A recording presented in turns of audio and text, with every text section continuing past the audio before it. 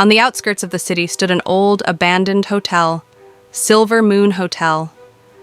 Over time, the place had turned into a ruin, yet strangely, it remained open. A single dim light flickered outside, casting eerie shadows that sent chills down the spine. Locals whispered dark tales about the hotel. Whoever enters never comes out. But the most terrifying part? The elderly waiter couple, who had died years ago, still served guests. One night, 4 friends, Ali, Kamran, Faisal, and Zubair, decided to visit the hotel, eager for an adventure. They were university students, skeptical of ghost stories. "Come on, it's all nonsense. Just urban legends to scare people," Faisal scoffed. Ali nodded. If something was really wrong, at least one person would have escaped to tell the story, right? Despite their bravado, an unsettling feeling crept over them as they arrived at the hotel's entrance at midnight. The door creaked open by itself. Inside, a dim yellow light barely illuminated the place, and a musty, decayed smell lingered in the air. The reception was empty, but suddenly, from the shadows, an elderly man and woman appeared. "Welcome, gentlemen," the old man said, his lips curling into an unnatural smile. The old woman let out a faint giggle, bowing slightly. "How may we serve you?" A chill ran down the boys' spines. There was no life in their eyes. We just want some food," Zubair stammered. "Please, have a seat," the old man gestured with his bony fingers. The 4 friends hesitantly sat at a table. The eerie silence made their skin crawl. The old woman placed plates before them. The food had a strange rotting smell, as if the meat had been left to decay. "What kind of meat is this?" Kamran hesitated. The old man smiled. His grin was unnaturally wide. "A special delicacy for our honored guests."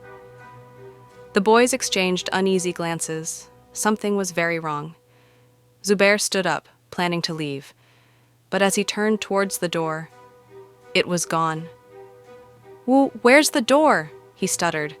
Faisal rushed to a window, but it had merged into the wall.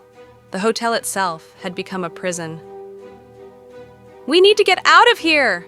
Ali yelled.